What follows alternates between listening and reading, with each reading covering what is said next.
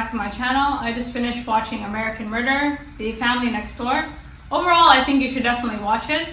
And the reason for this is because it really emphasizes the importance of community. So regardless of who you are, make sure that people know what's going on with you. So if you don't have friends, make sure you have family. If you don't have family, find a support group, either in person or online as a fail-safe to make sure that people can't get away with hurting you.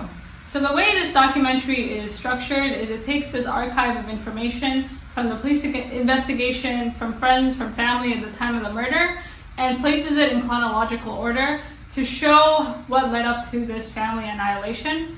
So the documentary does a good job of not only showing us the Watts family, but each individual, specifically Shannon. So we're introduced to her as this very fun-loving person. She has a strong social media presence, and you find out a lot about her. So not just at the time of the relationship, but who she was before the relationship. She had a house at a very young age. She was also diagnosed with lupus at a very young age, and it's during this time period that she met her husband. And she met him on Facebook, which is another reason to deactivate Facebook. But overall, it just seemed like a fairy tale romance.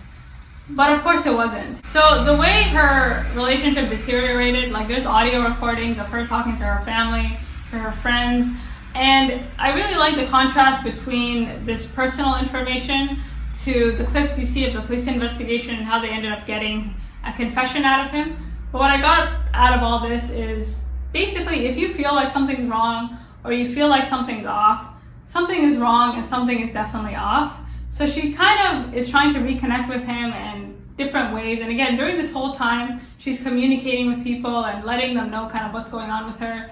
And he doesn't have sex with her. Like there's all these kind of red flags. But of course, again, if you feel like something's wrong, something's most definitely wrong. And this dude, of course, was cheating as she suspected. And there's all these eerie clips of him doing like PowerPoint presentations, basically foreshadowing his future behavior. And he loses just the contrast between who he was at the start of their relationship to who he was at the end, all this weight loss, and just even, not only do they show the Watts family and just kind of their interaction with one another, but also his affair and kind of video clips of how they met, not just from his point of view, but also from this other woman's point of view. So it really kind of goes into detail about like a lot of things. And although she couldn't 100% prove it, that didn't really stop her from kind of really investigating and talking to people about it.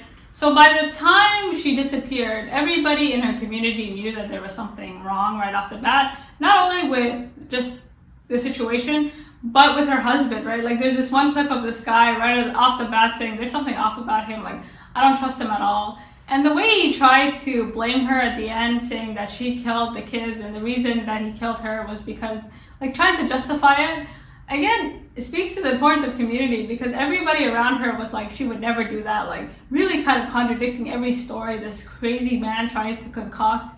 And I think my least favorite part of the documentary is when you get all these trolls on Facebook basically claiming that this man is innocent and that he did nothing wrong. But all I got out of that is the importance of community. Make sure that the people who know you and the people that interact with you on a daily basis can vouch for you and kind of can speak for your character. So people can't get away with kind of saying crazy things or getting away with hurting you. So with that being said, I recommend you watch it.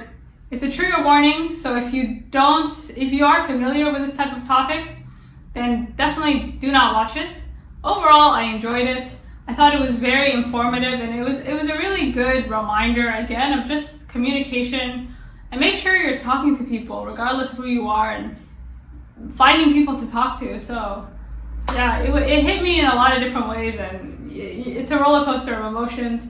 With that being said, let me know what you think, and until next time.